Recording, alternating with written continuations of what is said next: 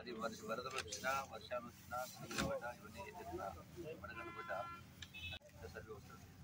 ఇక్కడ పొరపాటు జరిగితే మళ్ళీ ఎమ్మెల్యే గారు సర్వే కొండ మండలం కొండూరు గ్రామాలు ఉన్నాం.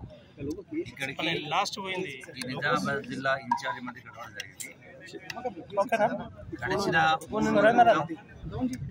అయితే వడగండ్ల కారణంగా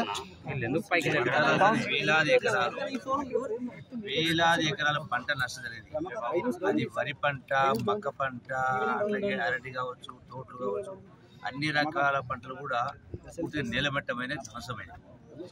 రైతాంగానికి ఒకటి తీరని శోభ మిగిలిచిపోయింది. ఈ ప్రకృతి వైపరీత్యాలు అవి కూడా మన కంట్రోల్ లేవు. రైతాంగం నష్టం జరిగింది.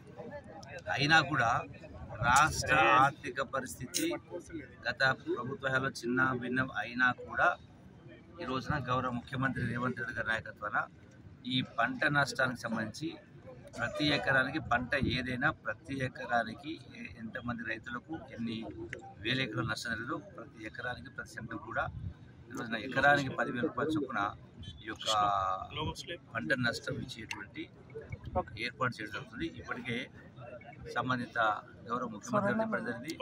సంబంధిత వ్యవసాయ శాఖ మంత్రి తుమ్మల నాగేశ్వరరావు కూడా వ్యవసాయ అధికారులు ఆదేశించడం జరిగింది. ఇప్పటికే అధికారులు వచ్చి ఇక్కడ వచ్చి కూడా సర్వే చేసుకోవడం జరిగింది.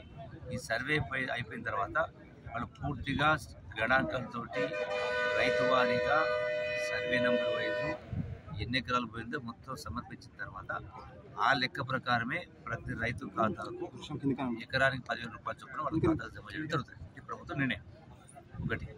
రెండవది, గతంలో కూడా కాంగ్రెస్ ప్రభుత్వం ఉన్నప్పుడు వివిధ పద్ధతుల ద్వారా రైతాంగాన్ని ఆదుకునే కార్యక్రమం జరిగేది.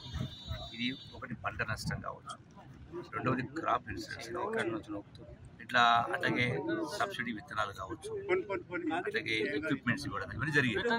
గడిచిన 10 సంవత్సరాలు ఇవన్నీ కూడా టోటల్గా ఒక్కటి కూడా ఇవన్నీ కూడా మర్చిపోయారు.